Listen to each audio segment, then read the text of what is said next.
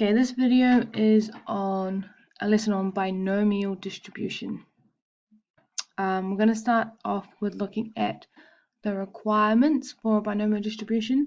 Now, the binomial distribution is a discrete distribution. So counting numbers again, Poisson and binomial are our discrete distributions, and then normal, triangular, and uniform are going to be our continuous distributions we're going to look at later.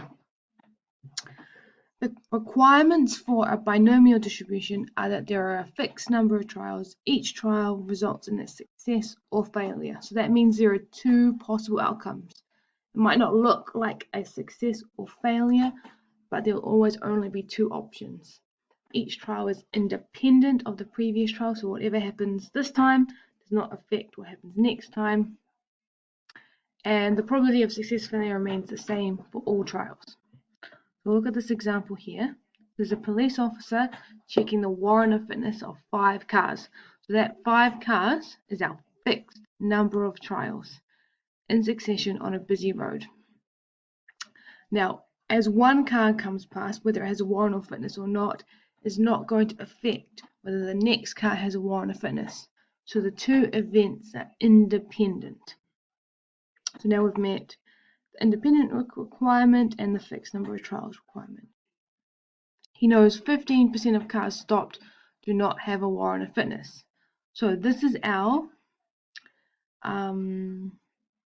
success or failure. They could have a warrant of fitness or no warrant of fitness. And the 15% is constant throughout all cars. So it stays the same. So that's what this is saying. If you want to have a quick look at that, you can pause the video and read through it. Okay, this is page 46 of your workbook. I'd like you to have a read through it. It again says the 4 requirements that the binomial distribution requires.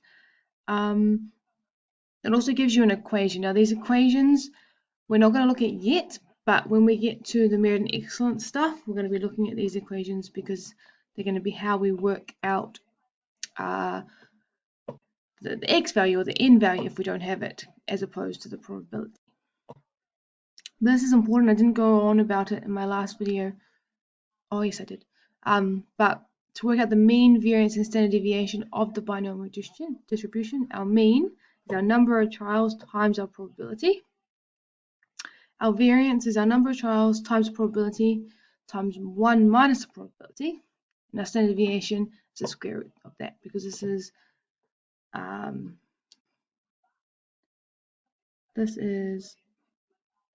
this symbol, and this is this symbol. So to get standard deviation, we just take the square root.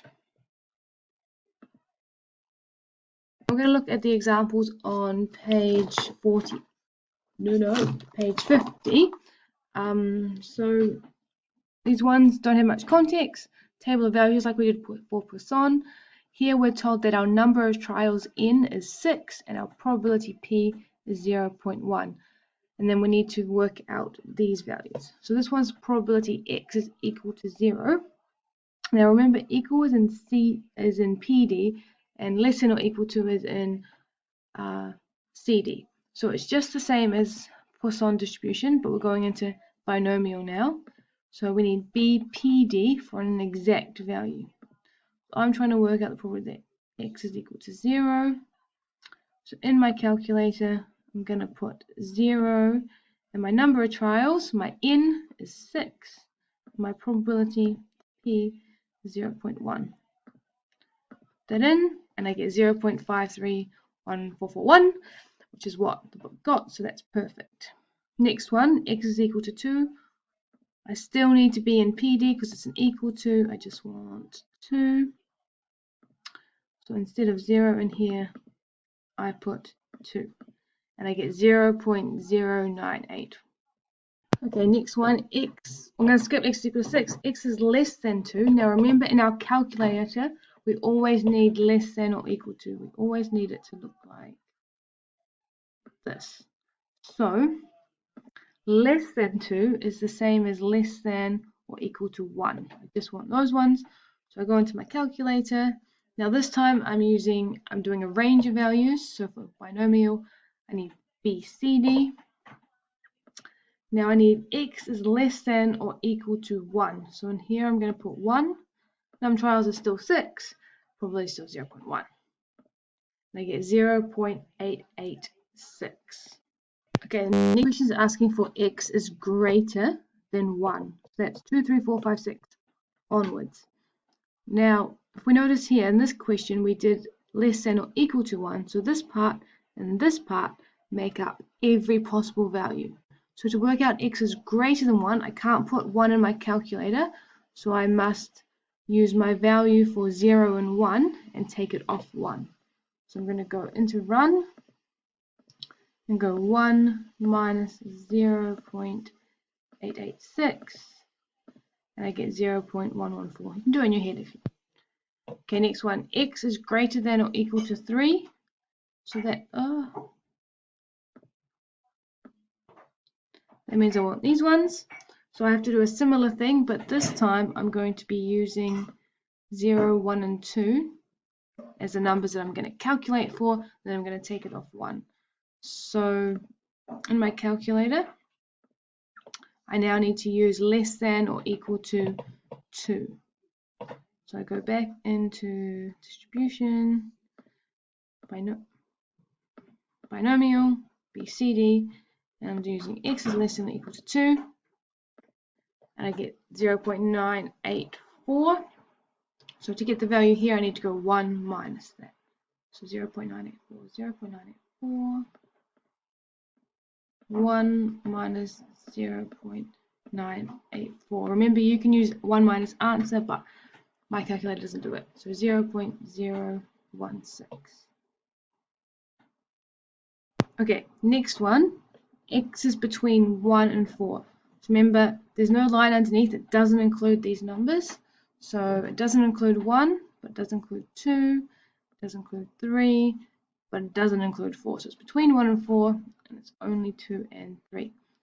So there are two ways I can do this. I can do probably x is less than or equal to 3, and then probably is less than or equal to 1, and take that off. I might do it that way actually, just to show you. So if I go distribution, binomial, BCD, if I do x is less than or equal to 3, I get 0.99873. 0.99873. I need to then, hang on.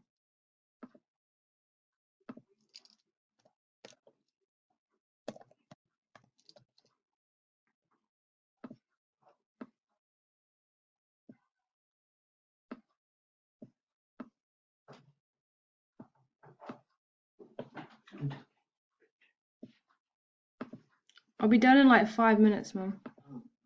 Or 10.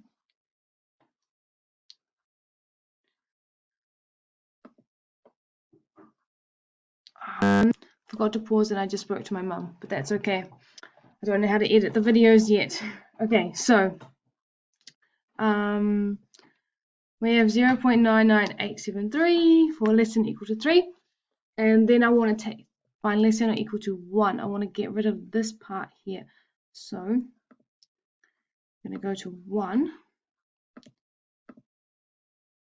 So I got 0.886, which actually worked out over here. So 0.886.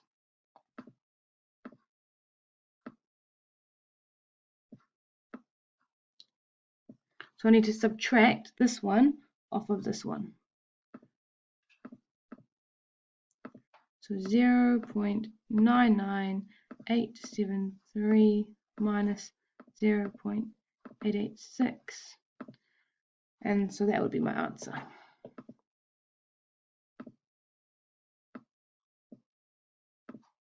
Okay, so I'm going to leave that there, and I would like you to do the rest of this. Now it's in words.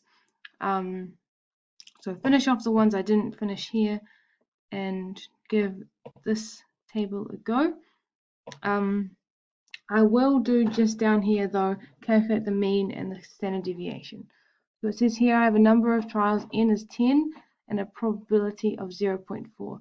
The mean is just n times p. So 10 times 0.4, and that equals 4. No calculator needed. Lastly, the standard deviation of this distribution. For that we need the variance, and on the last page we saw that the variance of x is equal to, I don't want the blue pen. Why does it say blue pen there? Variance of x is equal to n times p times 1 minus p.